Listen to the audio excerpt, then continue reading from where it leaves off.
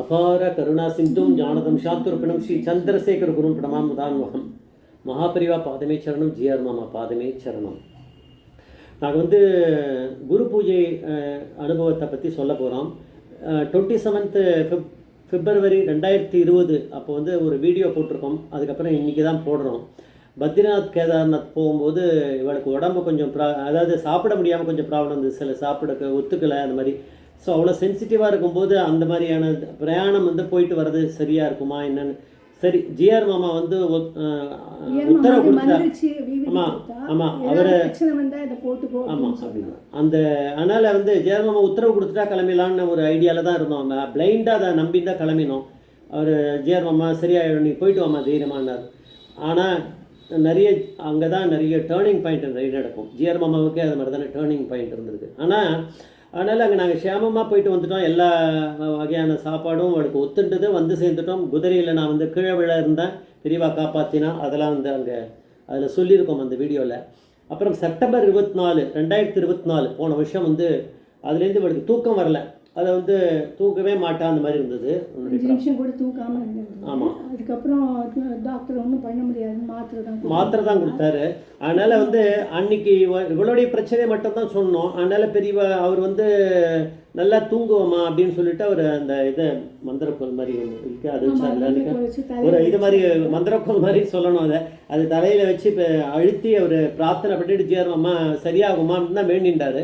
அப்போது நாங்கள் கிளம்பும்போது நான் சொன்னேன், என்னோட ப்ராப்ளம் ஒன்று இருந்தது. அதை என்னன்னு கேட்டால், எனக்கு ஒரு December 6th எனக்கு முட்டிலேருந்து பாதம் வரைக்கும் 2 காலுமே ஏதோ உள்ளுக்குள்ளே உடையிற மாதிரி இருந்தது. அதனால் தூக்கம் வராத அளவுக்கு அதில் குடையிறது.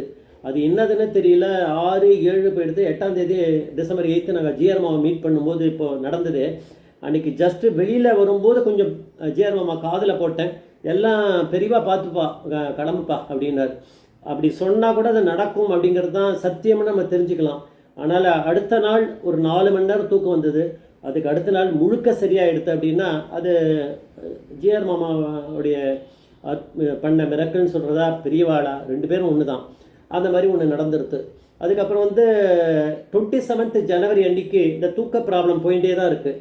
நாங்கள் ஜிஆர் மாமா கால் பண்ணோம். அவள் சொல்லுவாள், அது அதிர்ஷ்டம் மாமாவுக்கு கால் பண்ணோம். ஜிஆர் மாமா சொல்லுமா, நான் அதிர்ஷ்டானத்தில் தான் இருந்துருக்கேன் அப்படின்னு சொன்னால், இன்னிலேருந்து நீ மாத்திரையே போட்டுக்காமல் நீ தூங்குவோமா, இன்னைக்கு ராத்திரி மாத்திரை போட்டுக்க வேண்டாம், டாக்டரெல்லாம் சைடு எஃபெக்ட்ஸ் வரும்னு சொல்கிறா மாமா அப்படின்னு சொன்னோடனே, நீ இன்னிலேருந்து மாத்திரை போட்டுக்க வேண்டாம்மா, மாத்திரை இல்லாமலேயே தூங்குவேன் அப்படின்னு. ஜிஆர் மாமா மாத்திரை இல்லாமே நீ தூங்குவேன்னு சொன்னது அது பெரியவா சொல்கிற வார்த்தை அப்படின்னு நான் சொன்னேன். அதுவும் நாங்கள் கால் போச்சு, கால் கட் பண்ணிவிட்டு அவர் வெளியில் பேசியிருக்காரோ கொஞ்சம் தள்ளி பேசினாரோ தெரியாது. எங்கள் பாக்கியம் ஜிஆர் மாமா அதிஷ்டானத்தில் அவருடைய பாதம் இருக்கும்போது அங்கேருந்து பேசுகிறார் அப்படிங்கிறத நான் அன்றைக்கே இவளுக்கு சொன்னேன். நிச்சயம் இது சரியாயிடும்னு எனக்கு நம்பிக்கை இருக்குது, எனக்கு மட்டும் நிச்சயம் பரிபூர்ண நம்பிக்கை இருக்குன்னு நான் அன்றைக்கி சொன்னேன். ஆனால் என்னோட கர்ம வினை இன்னும் அப்போ விடலை. அதனால் அந்த புத்தியில் நாங்கள் February 6th சிவன் சார் ஒரு யோக சபைக்கு போயிட்டு நகநல்லூர் போனோம். அங்கே நான் வேண்டினேன் சிவன் சார் கிட்ட. அது இவளுக்கு சொல்லலை. அப்போ நான் மனசில் வேண்டினேன், சிவன் சார் நிறைய வாட்டி நிறைய பக்தர்களுக்கு இப்போ போடா அங்கே உனக்கு அனுகிரகம் கிடைக்கும் பெரியவா கிட்ட அப்படின்னு சொல்லி அனுப்பிச்சிருக்கா. அதுமாதிரி நீங்கள் ரெக்கமெண்ட் பண்ணியிருக்க, அது மாதிரி நீங்கள் இப்போ ரெக்கமெண்ட் பண்ணுங்க, அப்போ தான் நடக்கும் போல் இருக்குது, நீங்கள் பெரியவாளுக்கு நீங்கள் ரெக்கமெண்ட் பண்ணுங்கன்னு நான் மனசில் வேண்டிட்டேன். நாங்கள் ஒரு 14 பிரதட்சணம் பண்ணி சிவன் சாரை வேண்டிட்டு ரொம்ப ஆத்மார்த்தமாக வேண்டிட்டு வந்தோம். அது ஒன்று நடந்தது. சிவன் சாருடைய இதுவான அதான் அவர் தான் அனுகிரகம் பண்ணியிருக்கணும். அதனால் அதுக்கப்புறம் நாங்கள் அந்த அப்புறம் February 10th அன்னைக்கு இங்கே மயிலாப்பூர் பிச்சுப்பள்ளி ஸ்ட்ரீட்டில் கணேஷ் சர்மா அவருடைய பிரம்மஸ்ரீ கணேஷ் சர்மா அவருடைய கோவில் கட்டுறாரு. அந்த கும்பாபிஷேகத்தும் போது நாங்கள் தினகர சர்மா மாமா அங்கே இருந்தார் இல்லையா, அவர்கிட்ட போய் ஒரு ரக்ஷை அவர் மந்திரிச்சு கொடுத்தா நல்லா இருக்குமே, அந்த புத்தி தோணித்து அவர்கிட்ட கொடுத்தோம். அவரும் அந்த மாதிரி மந்திரிச்சு கொடுத்தாரு. நல்லா அவர்கிட்ட நமஸ்காரம் பண்ணி அதே வாங்கிட்டு கட்டிண்டாச்சு. அப்போ என்னோட கர்மவினை தொடர்ச்சின்னு. ஆமாம், நான் சொன்னேன் நிச்சயமாக அது நடக்கும், ஜிஆர் மாமா சொன்னால் நடக்கும் அப்படின்றத நான் ஸ்ட்ரெஸ் பண்ணிகிட்டே தான் இருந்தேன் ஒவ்வொரு தடையும். ஒவ்வொரு வாட்டி எனக்கு தைரியம் சொல்லிகிட்டே இருப்பா, நீ அதெல்லாம் கிடையாது, கர்மவினை அதெல்லாம் ஒன்றுமே கிடையாது பெரியவாளுக்கு, அது எல்லாத்தையும் நினச்சா நான் வர செகண்டில் தூக்கி அடிச்சுடுவா அப்படின்னு இவர் எப்போவும் தைரியம் சொல்லிகிட்டே இருப்பா. அதனால் March 18th நான் பாலபெரிவா செக்ரட்டரிக்கு ஜானகி இவ சொன்னா பாலபெரிவா கால் பண்ணி கேட்டுடலாமே, அவருடைய அனுகிரகம் வாங்கிக்கலாமே, பக்கத்தில் இருந்தால் போகலாம், இல்லைனா என்ன பண்ணலான்னு. அப்புறம் பண்ணால் அவர் எங்கே ஆந்திராவில் கேம்பில் இருந்தார். அப்போ அவருடைய மேனேஜர் எடுத்தார். அவர் எடுத்துகிட்டு, என்னம்மா 63 வயசாக எடுத்து நிறைய பேர் தூக்கம் இல்லாமல் தான் இருக்கா, இதுக்கெல்லாமாம்மா வேண்டிப்ப அப்படின்னு அவருக்கு சொல்லும்போது சொன்னார். ஆனால் சரி நான் பார்த்துக்கிறேன் அப்படின்னாரு. ஆனால் நான் திருப்பி மாமா கிட்டே இல்லை ரொம்ப கஷ்டப்படுறேன் மாமா, எனக்கு ஏதாவது சோகம் ஏதாவது அனுப்புங்கோ அப்படின்னு சொன்னோன்னே மறுநாள் காத்தாலையும் எனக்கே தெரியாது, நான் தூங்கி எழுந்து பார்க்குறேன்.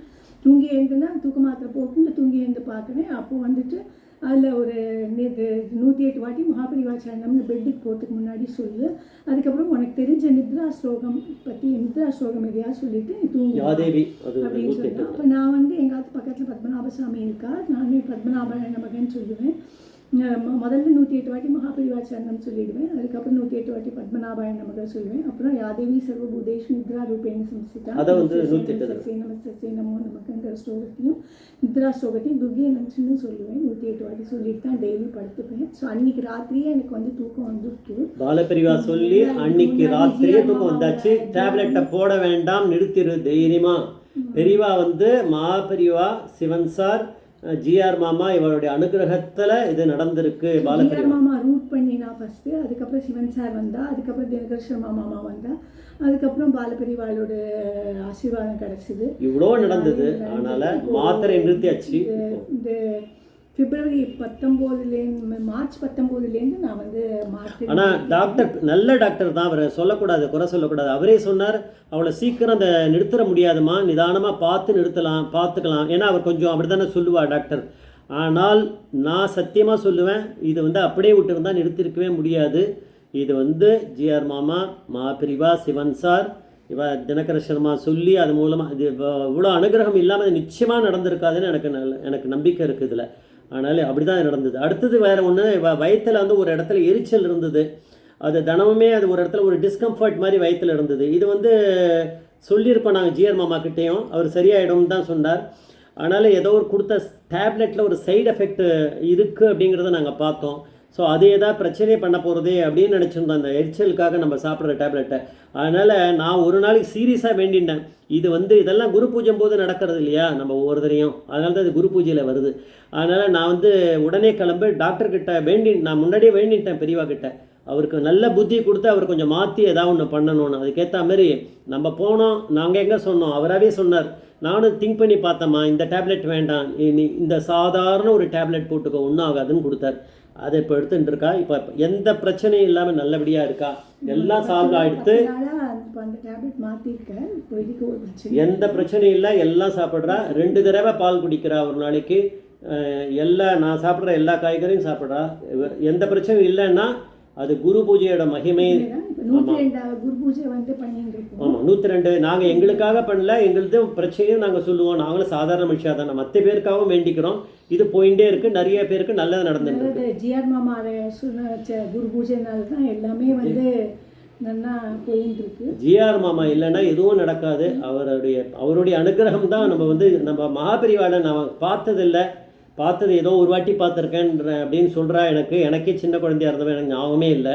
ஆனால் நான் ஜிஆர் மாமாவை தான் மகாபெரிவாளை பார்க்குறேன். குருவாயூர் போயிட்டு வரதுக்கும் ஜிஆர் மாமாட்ட ஆசீர்வாதம் தான் போயிட்டு வந்தோம், எடுத்துகிட்டு வந்தோம். அவ்வளோதான். அதுக்கும் வந்து ஸ்வீதி கொடுத்தாரு. அங்கே கொஞ்சம் கூட இந்த மாத்திரை இல்லாமலே கூட எரிச்சலும் இல்லை, ஒன்றும் இல்லை, எல்லாமே நடந்தது. ஆனால் இங்கே வந்தவொடனே எரிச்சல் ஆரம்பிச்சுட்டு தான் அதுக்கப்புறம் தான் எல்லாமே நடந்துருத்தேன் நல்லபடியாக. அது பாலபெரிவா. அதனால் இதெல்லாம் ஒரு பெரிய ஸ்டோரி மாதிரி பெரிய போயிட்டு இருக்கு. ஆசீர்வாதமும் சிவன் சார் ஆசீர்வாதமும் நமக்கு பரிபூர்ணமாக இருக்கு. பாலபெரிவா எல்லாருடைய ஆனரகம். கருணாமூர்த்தியான மகாபெரிவா தான் எல்லா விளையாட்டையும் பண்ணிட்டு இருக்கா. வேற ஒன்றும் சொல்றதுக்கு. அதனால தான் இந்த குரு பூஜை எல்லாம் இதே மாதிரி இருக்கணும், இது மாறாமல் இருக்கணும். இதெல்லாம் நம்ம வந்து நடக்கும்னு எதிர்பார்த்து எதையும் பண்ணலை. அதை தான் பெரியவா எதிர்பார்க்குறா அப்படிங்கிறது எனக்கு நல்லாவே தெரியும். எப்போவுமே இதை பண்ணுவான்னு எதிர்பார்த்துட்டே எதையுமே பண்ணுறதில்ல. நம்ம குறைகளை நம்ம சொல்ல தான் சொல்லுவோம். ஆனால் அதுவே நடந்துடுறது அப்படின்னா அதை நம்ம எதிர்பார்க்காம இருந்தால் நிச்சயம் நடந்துடுறதுன்னு எனக்கு அனுபவபூர்வமாக எனக்கு நல்லா தெரியுது. எங்களுடைய இதை இதோட முடிச்சுக்கிறோம். ஜெய் ஜெய்சங்கர மகாபெரிவா பாதமே சரணம், ஜிஆர் மாமா பாதமே சரணம்.